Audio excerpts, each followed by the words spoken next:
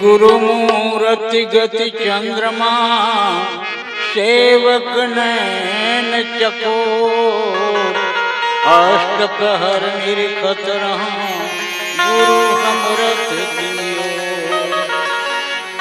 गुरु बड़े गोविंद से मन में देख विचार हरि सुमिरे सोवार है गुरु सुमिरे सो पार।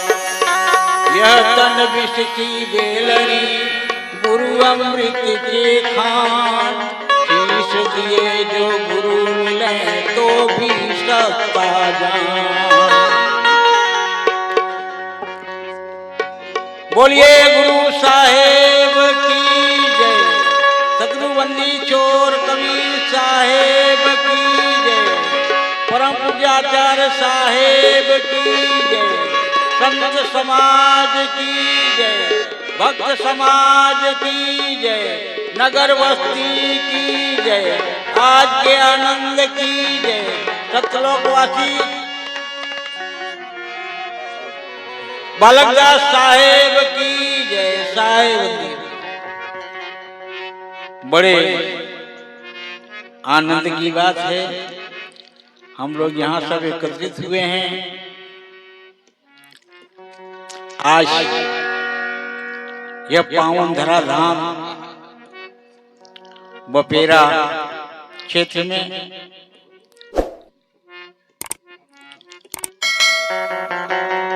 विश्ववंदनीय संत शिरोमणि सतगुरु बंदी छोर कबीर साहब के चरणों में कोट को अर्पवार बंदी स्वीकार हो। वैसे ही गाजीपुर विराजमान पूजनीय आचार्य हजूर आचार्य हमारे छत्तीसगढ़ नादिया से पधारे हुए मंगल साहब के चरणों में श्रावबंदी की स्वीकार हो। वैसे ही धर्माधिकारी सत्येंद्र साहब के चरणों में श्रावबंदी स्वीकार हो। और वैसे ही डोंगर गांव से पधारे हुए हमारे माताजी भुवन ज्योति साहब के चरणों में श्रावबंदी की स्वीकार हो। और भी इस मंच पर पधारे सभी संत महंतों के चरणों में श्रावबंदी की स्वीकार हो। आज बड़े सौभाग्य की बात है, हम लोग सभी यहाँ एकत्रित हुए कुछ कारण से, क्योंकि बिना कारण के कार्य नहीं होता है। तो आज यहाँ कुछ न कुछ कारण हुआ है, बना है, तो आज यहाँ कोई कार्यक्रम हो रहा है। और यह कार्यक्रम मेरे को लगता है कई वर्षों के बाद हो रहा है। और यह जो जगह है, यह स्थान है, बहुत ही रमणीय, बहुत ही सुंदर। मैं सुनता था हमारे डॉक्टर महंत कबीर साहब के मुखारबिंद से कि बपेरा गांव जो है वह त्रिवेणी के तट पर है। तो मेरे भी अंदर एक अभिलाषा थी कि एक तो त्रिवेणी प्रयागराज में है, एक त्रिवेणी बिरसोला में है और एक त्रिवेणी बपेरा में है। तो प्रयागराज त्रिवेणी का तो कई बार दर्शन कर चुका हूँ और बिरसोला भी हमारे पास में था, लेकिन बपेरा भी एक बार कम से कम जाके देखते हैं। तो बड़े यहाँ के अगर देखा जाए तो हमारे जो परम पूज्य सतलोकवासी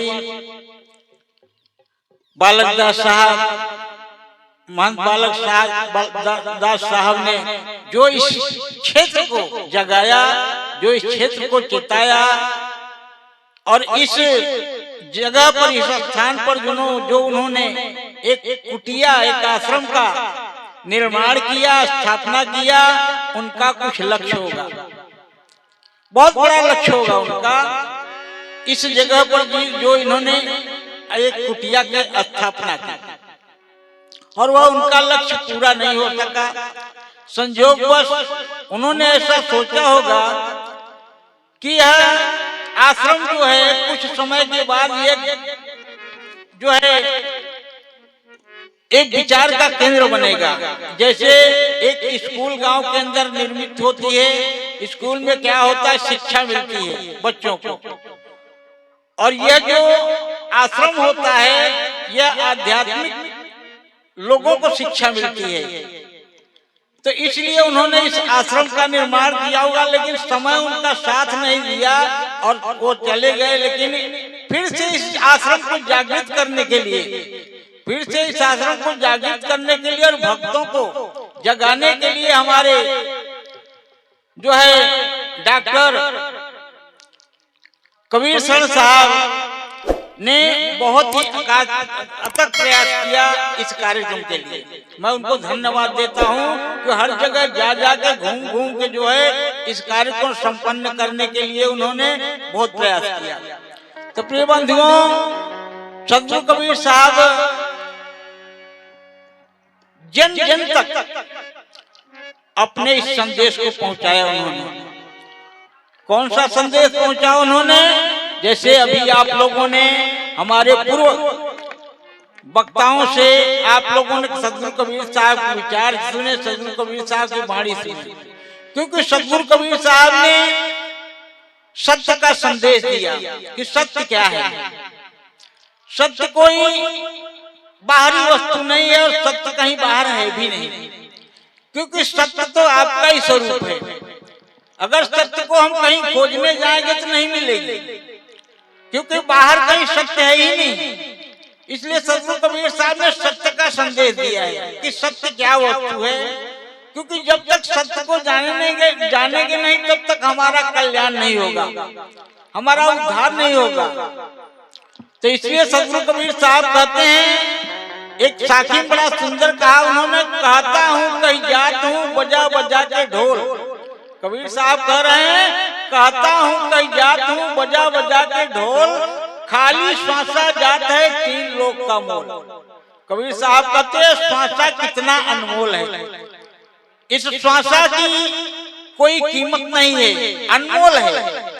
संसार में हीरा मोहर जवाहर असरफी की तो कीमत होती है, उसका मूल्य आंका जा सकता है, उसके मूल्य की गिनती हो सकती है, लेकिन ये जो हमारे अंदर श्वासा चल रही है इसकी कोई कीमत नहीं है, अनमोल कीमत है, अनमोल कीमत है इसकी कोई संख्या नहीं लगाई जा सकती कि कितनी कीमत हो सकती है। इसलिए सद्गुरु कबीर साहब इस पर जोर दिया है कि खाली श्वासा जात है 3 लोग का मोल। यानी जो हमारी श्वासा रात दिन चलती जा रही है, रात दिन चलती जा रही है, इसकी कोई इस पर कभी हमने विचार किया क्या कि हमारी कौन सी श्वासा खाली जा रही है और कौन सी श्वासा कैसी जा रही है, कभी हमने विचार नहीं किया। इसलिए इस पर हमने ध्यान ही नहीं दिया। ध्यान कहाँ हमने दिया? केवल संसार के कामों में, संसार के कामों में ध्यान दिया, इसलिए हमारा ध्यान श्वासा पर नहीं रहा। इसलिए सद्गुरु कबीर साहब ने कहा कि भैया यह श्वासा तुम्हारे बहुत कीमती है, अगर श्वासा तुम्हारी निकल गई तो तुम कितना भी संपत्ति जोड़ के रखो, कुछ भी करके रखो, तुम्हारे किसी काम की नहीं है। इसलिए श्वासा के लिए सद्गुरु, क्योंकि मूल तुम्हारे शरीर का मूल श्वासा है, बाकी कुछ नहीं है। क्योंकि 24,000 में 21,600 श्वासाएं चलती हैं, 24,000 में 21,600 श्वासाएं चलती हैं, लेकिन हम उसकी गिनती नहीं करते। समय समय के अनुसार ज्यादा भी चलती है, कम भी चलती हैं। तो प्रिय बंधुओं, जब हमें ये मानव शरीर मिला है तो मानव शरीर किस लिए मिला है? इस मानव शरीर से हम अपना कल्याण कर सकते हैं, अपना उद्धार कर सकते। कैसे? संतों के संसर्ग में जाके, संतों के सानिध्य में जाके, महापुरुषों के सानिध्य में जाके हम अपना कल्याण कर सकते हैं। और उनके संघर्ष में जाने का अवसर तो हमको बहुत कम मिलता है। इसलिए कम मिलता है कि हम संसार के कार्यों में इस तरह से रचे पके हुए हैं, इस तरह से फंसे हुए हैं कि हम समय नहीं निकाल पाते उनके पास में जाने के लिए। कभी साल 6 महीना में अगर गांव में या नजदीक में कहीं कार्यक्रम होता है तो हम उसमें भी जाने का समय नहीं निकाल पाते, क्योंकि संसार में हम इतने उलझे हुए हैं, प्रपंच में माया में हम इतने उलझे हुए हैं कि हमारे को समय नहीं मिलता है कि संतों के पास में जाकर हम उनकी 2-4 बातें सुने और उसको ग्रहण करें। क्योंकि क्योंकि संत की वाणी हमें इस ये कचरे से निकाल सकती है। इस कचरे से संतों की वाणी हम तो निकाल सकते हैं, उनके वाणी से जो हम अपना कल्याण कर सकते हैं, अपना उद्धार कर सकते हैं। तो आज बड़ा ही सुंदर सौभाग्य मिला है जो हम सभी लोग यहाँ एकत्रित हुए हैं और एकत्रित होकर संतों के विचार सुन रहे हैं। संतों के विचार सुनने के बाद ऐसा मत सोचना कि इतने दूर से संत आए हैं, बोल रहे हैं, तो ऐसा मत सोचना कि ऐसा कामर समय सुनते रहते हैं। लेकिन समय का एक महत्व होता है, समय का एक महत्व होता है। कौन से समय में कौन सी वाणी हमको भेद जाए, कौन सी वाणी से, कौन से संतों की वाणी से हमारा कल्याण हो जाए, कौन से संतों की वाणी से हमारा उद्धार हो जाए, इसके कोई पता नहीं है। इसलिए संतों की वाणी सुनना और सुनने के बाद अपने हृदय में धारण करना, क्योंकि जब तक गुरु की वाणी, संतों की वाणी जब तक हम अपने अंतःकरण में धारण नहीं करेंगे तब तक हमारा कल्याण नहीं होगा। क्योंकि सुनना बहुत बड़ी बात नहीं है। सुनते तो हम कैसेट में भी हैं, हर जगह सुनते रहते हैं, लेकिन सुन के उसको धारण करना, उस पर चलना, ये बड़ी महत्व की बात है। इसलिए सतगुरु कबीर साहब कहते हैं कि गुरु का ज्ञान हमें संसार से पार कर सकता है। इसमें कोई दो राय नहीं है, इसमें कोई दो राय नहीं कि नहीं कर सकता है। लेकिन गुरु का ज्ञान अगर हमारे अंतःकरण में प्रवेश कर जाए तो, गुरु का ज्ञान, गुरु का मार्ग अगर हमारे अंतःकरण में प्रवेश कर जाए तो निश्चित है कि हमारा कल्याण हो सकता है। इसलिए कबीर साहब कहते गुरुमुख बाड़ी ऊंचरे शिष्य साच कर मान। कबीर साहब कह रहे गुरुमुख बाड़ी ऊंचरे शिष्य साच कर मान, यही विधि फंदा छूटी है और युक्ति नहीं आन। दूसरा कोई तरीका नहीं है छूटने का। गुरु का जो ज्ञान है, गुरु की जो वाणी है, गुरु के जो विचार हैं, उनके अनुसार ही अगर हम अपना आचरण करेंगे तो हम संसार सागर से पार हो सकते हैं, हमारा उद्धार हो सकता है, और नहीं तो इस संसार सागर से पार नहीं हो सकते हम। इसलिए अगर इतनी दूर हम अपना कीमती समय छोड़ के आए हैं, क्योंकि घर में कितना बड़ा काम होता है ये सबको मालूम नहीं आता। जो घर गृहस्थी में रह रहा है, जो प्रपंच में रह रहा है, वही प्रपंच की बात जानता है, उसका समय वही जानता है, हम आप नहीं जानेंगे। हम आप तो यही सोचेंगे घर में क्या काम रहता है, कौन सा काम रहता है, हमारे जैसे वो भी खाली। ऐसा नहीं है, घर प्रपंच में कितना बड़ा काम रहता है कि उनके पास अगर बहुत प्रयास करके, आपने बहुत कोशिश करके अगर आपने समय निकाल के आए, आप समय निकाल के आए, तो कम से कम यहाँ से खाली मत जाना। जो घर से लाए हो उसको छोड़ के जाना, यहाँ से कुछ लेके जाना। क्योंकि यहाँ से खाली मत जाना, यहाँ से कुछ लेके जाना। क्या लेके जाना है? संतों का ज्ञान, संतों का विचार, संतों की वाणी। अगर अपना कल्याण चाहो तो, अपना उद्धार चाहो तो, बाकी कोई रास्ता नहीं है कल्याण का। इसलिए क्योंकि आज जो है कार्यक्रम हुआ है और चालू हुआ, पहली बात ये है कि जिस रूपरेखा से इस कार्यक्रम को रखा गया था और जिस कार्यक्रम से की रूपरेखा से पत्रिका छापी गई थी, उस रूपरेखा से यह कार्यक्रम नहीं हो रहा है कि कार्यक्रम बहुत विलंब से चालू हुआ है। और बहुत विलंब से चालू होने के बाद महापुरुषों की संख्या ज्यादा ही है, कम नहीं है। जो क्या कहते हैं, अपने पत्रिका में नाम दिया गया था उससे देव महात्मा ज्यादा ही है, ऐसी बात नहीं है। तो संख्या ज्यादा होने की वजह से और समय लेट होने की वजह से किसी को समय नहीं मिल पा रहा है। समय में सबसे कटौती हो गई है, और कटौती होने के कारण जो है थोड़ा ही समय महात्मा लोग दे पा रहे हैं। तो इसलिए विशेष समय न लेते हुए इन्हीं शब्दों के साथ में अपने वाणी को विराम देता हूँ। लेकिन एक बात मैं आप लोगों से और कहूँगा, मेरे को आनंद तो बहुत है, मेरे को खुशी बहुत है यहाँ आने के बाद इतनी पब्लिक देखने, लेकिन एक बात का दुख है मेरे को बहुत बड़ा, वो मैं आप लोगों के सामने प्रस्तुत करता हूँ। तो हमको दुख कौन सा है?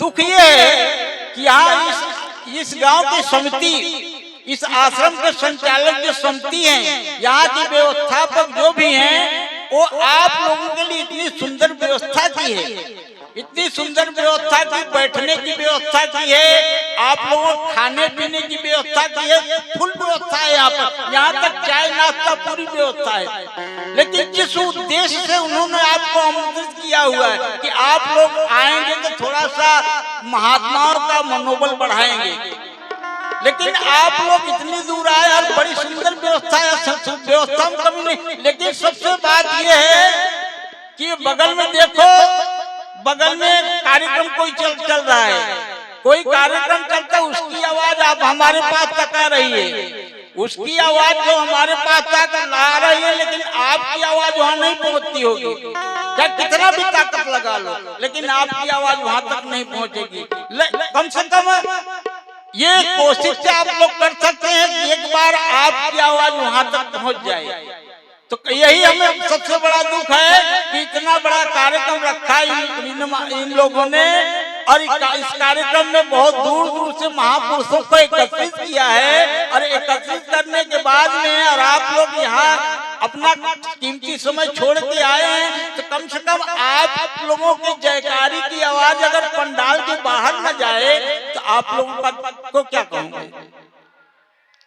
ये तो बड़ी दुख की बात है ना कि इतने लोग हैं। देखो इसमें ये जो हम हाथ में पकड़े हैं, इसको न दाल खाता, चावल खाता, कुछ नहीं खाता है, लेकिन फिर भी 2 किलोमीटर 3 किलोमीटर तक आवाज इसकी जाती है। जो चीज ये खाता है वो आप नहीं खा सकते, पक्की बात है। तो कम से कम आप लोग अनाज खाते हो तो उसकी ताकत तो होगी ना आप लोगों के पास। एक बार कम से कम ताकत लगा के जयकारा बोलो। क्यों जयकारा हमारे नाम पर मत बोलो, कम से कम सदगुरु कबीर साहब के नाम पर बोलो, जिसके नाम पर आप लोग एकत्रित हुए हैं। आज हमारे छत्तीसगढ़ नालिया से हजूर मंगल साहब जी का आगमन हुआ है, बड़े भाग्य से आते हैं। मेरे ख्याल से ऐसा लगता है कि यहाँ बपेरा में पहली बार आए होंगे आचार्य साहब, पहले आए कि नहीं आए तो मैं नहीं जानता। बोलो सदगुरु कबीर साहेब की।